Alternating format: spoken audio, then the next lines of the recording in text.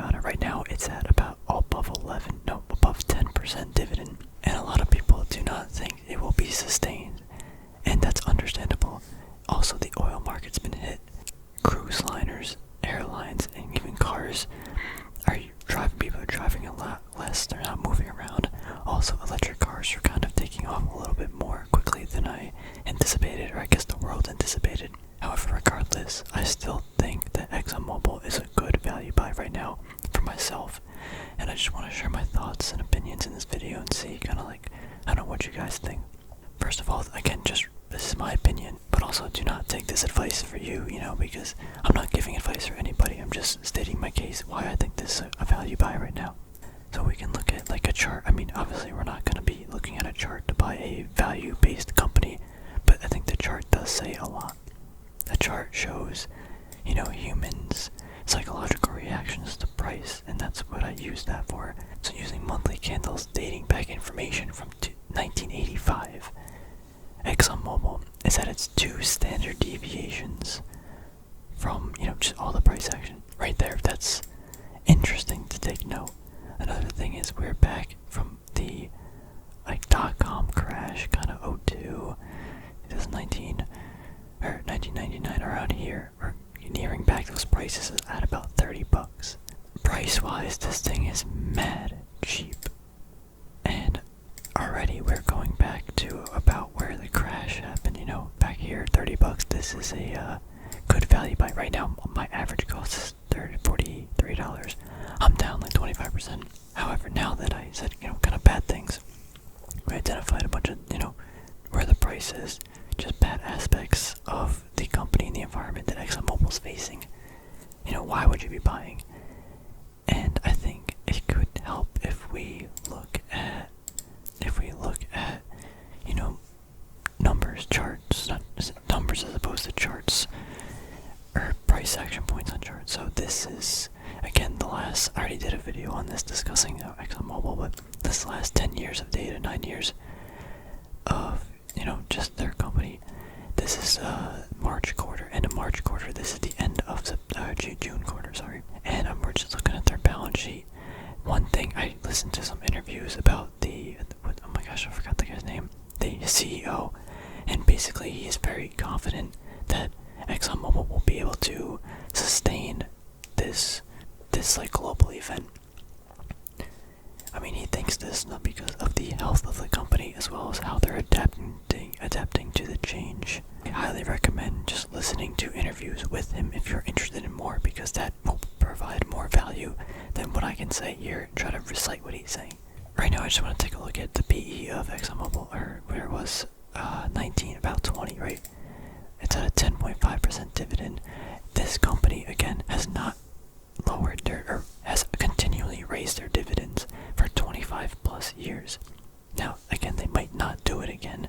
They might, things might happen in the future, but that gives me good confidence, a good track record of dividend growth history.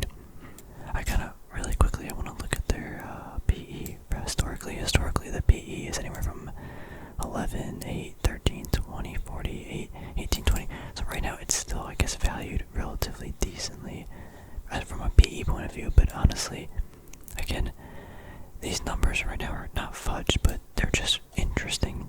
Like, I wouldn't buy a company right now kind of based on the PE, especially for like ExxonMobil. Like this quarter, they like barely made any money. We can go to their cash flow statement real quick. Like this quarter, yeah, they're losing billions of dollars. Last year they lost a good amount. So they're not making as much as they would be. We'll look at the cash flow in a second real quick. I just want to go back to the balance sheet. One thing the CEO, let me get his name right because it's important, Darren Woods, one thing he kept saying in this interview was his strong balance sheet. And before watching, again, these interviews and discussions with the CEO, I already noticed that their balance sheet was really good. You can, again, watch my video a few weeks ago. I'll put it in or months ago, wow. I'll put it in the description below. I mean, here's the thing. They've been taking on more debt. So 2010 to like 2013, they were paying off debt. Now they're taking on more debt. The last 2 quarters, they tacked on about $20 billion in more debt. Since, yeah, they basically doubled their debt. That is pretty bad. But again, $46 billion in debt. Their assets are around $361 billion. liabilities about half that. They're also, if you go to their shares, they've basically continually been buying back since 2010. Like, they have not added really any. No, they added it right here. Sorry, they added some shares here, then they began taking it off. They did not buy back any shares this quarter or reporting for June, which is I would love to see that. But again, why should they be buying back their shares? They got a lot of stuff to, to make sure that they pay off and maintain. Look at their cash too, from December 31st to March 31st. They basically 4 times or 3 times their cash base or cash. They liquidated. I don't know what they did, to be honest, but again, I'm not an in-depth financial person. However, I'm just again looking at the cash. They're raising so much cash they're ready to pay. Now, just keep in mind, $12 billion they have in cash this quarter. Each quarter they pay each year they pay $14 billion in dividends, and this quarter they have that much. So each quarter they're paying about, I think, $3.5 billion in dividends. This is probably a better place to look. Dividends paid, yeah, $3.7 billion each quarter roughly, and so they have plenty of cash to work with to move around. They have so much more assets as opposed to liabilities. This debt, they are taking on a lot more debt, but look at that ratio. They own a lot of stuff. They have a lot of things that can generate them money. We go back to, I think this is, again, a better place to look to see where their money is actually going. Do I like, again, that they're taking on a lot of debt? No, but at the same time, like, look what's happening in the world. Like, also interest rates are low. Just things like that. I think companies are being like, you know what, we can do this because of the economic conditions being healthy to take out low interest rates or whatever. As for government assistance and stuff, I have my opinions about that, but I'm again just referring it to a government or from a business point of view as a big corporation. Basically, this quarter they didn't really make any money. Their operating cash flow is basically zero. It is zero. I don't know what actually is that. This might be wrong. It's always good to double check information on different things. Rather, operating cash flow is actually zero. That is interesting. See, they didn't purchase any stock this quarter. To me, their balance sheet looks pretty strong. And right now, this is something I should have mentioned really early in the beginning of the video. People, again, they always like, oh, I buy things when people are fearful, or I sell when they're blah blah blah. They like. There is literally like blood in the streets with oil. There's so much bad news, bad everything. You type in like, is Exxon Mobile cutting their dividend? Most people are like, yeah, they cut a dividend, blah blah, this and that, and they're not really citing, I feel like, important stuff. They're just looking at all the negatives. Right now, I think this is super extended to the downside, and for good reasons. But again, when people start panicking, when things start hitting the fan, everyone all day they'll talk about Tesla, they'll talk about AT&T being a good company, they'll talk about, like, I don't know, even like Pepsi, like, yeah, it's a good company, but it's not at a value right now. Like, you find things that are valuable by, being aware of what's gonna happen next and where things are currently. Right now, this is getting destroyed. Again, let me just reiterate, oil is down. The oil demand is even down with cruise lines, airlines, other companies and businesses. Eventually, this will resume, it will pick up. Right now, Exxon Mobile has the cash flow and balance sheet to work with because of all that cash they have, all the assets, and relatively debt to equity ratio is pretty small. They can take on debt if they even have to sustain the dividend to prove themselves as a really reputable company. I don't recommend doing that, obviously, as a company, but I think it says a lot to, again, not have this dividend or to maintain the dividend. One thing that we could check too to see is if the insiders are buying their company shares back.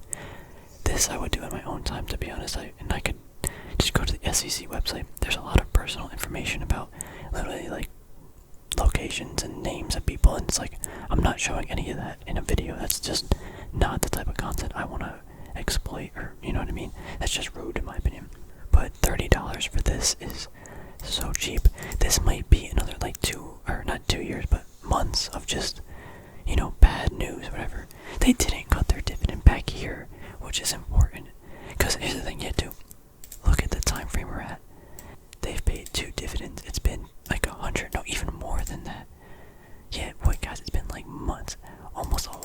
year, not almost a year, like 250 days. They could have cut their dividend any of these times if they really thought they needed to, and they haven't. They've paid 3 dividends through this whole thing. This one you could say is like kind of, not really, oh this is February, maybe, but they could have easily been like, we have to preserve cash, we have to do XYZ. I think this is a great value play in my opinion. This is something that has been hammered down, talked about to like death, about how they're gonna cut their dividend, how oil and whatever is not gonna recover because of electric cars.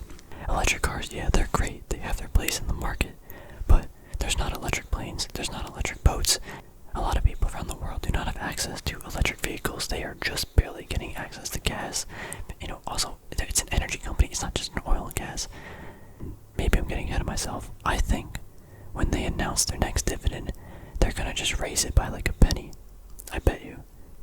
They might do some sort of mini little raise, just to remind people that I think this company got hit too hard, and it's time for a little bit more, I don't know, time for it to come back. Maybe that's my opinion, but I don't listen to some like I listen to Darren Woods talk, I don't want to sound like I'm getting suckered into a CEO's words to buy his stock, because he didn't say things that made me want to, he didn't say things that made me want to buy his stock. He basically said reasons why his company was strong and why the dividend would be secure. I just think this is a good company that got hit really hard. I think I'm going in a circle now. Do I think in 10 years this company will be as profitable? Maybe not. Within the next 5 years, I think this is an incredible buy. We can go back. I want to see their year-over-year dividend growth. It's not like it's that important, but I'm just curious. I might as well share the information too with you. Dividend growth per year, so 4%, 6%, 17, 12, 9, 8. Every year since 2010, they've basically grown it at least 5%. 2% here. That's just these two are not outliers. It's probably about 5%. I would not be surprised. Again, in order to maintain their dividend aristocrat status or whatever, they would just raise it just to prove a point. I've obviously done a lot of research, and I'm making a big decision because again, I am down 25% of my position in a couple months, which is a big number. But I feel confident or comfortable adding to the position, knowing that the risk reward is there. Now my time frame is not a week, it's not even a month. I'm saying in about 3 years, I think this is a good buy regardless of what happens. It might go down, things might happen. That's my opinions and thoughts now. And I guess that's also the important thing of making this video. I can go back and see my thoughts, hear them, and just, I don't know, see what I thought. Yeah, I need to write this in my journal too, so I don't forget. Actually, let me take that right now. I want to write in my journal too. I like to log my thoughts about what I think in current moments, because in about a month, if let's say things pick up for the worse, this thing goes to $10, maybe 20, I don't know. It would be very sad, but if my thought process is right in this current moment, I think the risk reward, this is definitely undervalued, it's getting hammered. It just, is it the right time to buy? Do I want the money to sit in this? I think yes. I think I'll begin adding to my position here. $30, I'd definitely add a bigger position size before earnings. Here's the thing too, this video is getting really long, but this is important. These earnings could be so bad, analyst expectations, that all Exxon Mobile has to do is report similarly to this, and it will go up. Here's actually earnings. They predicted a negative 60 cents earnings estimate. They actually did a negative 26 cents. They did a lot better than analysts predicted, but the company still didn't really go up. It actually went down a lot. Yeah, oh my god. You're telling me that 21% in 60 days in between the quarter off of better than expected earnings? Yeah, let me know what you guys think. I think I'm just mumbling and finding even reasons to buy. I would love to hear more reasons why I shouldn't buy, because it's always good to have, those other thoughts. But I've heard so many reasons to not buy it, and there's still more reasons to buy it for me. And we'll see in maybe a year if I'm right or wrong in this time. But that's my time frame, that's my analysis, that's my thoughts.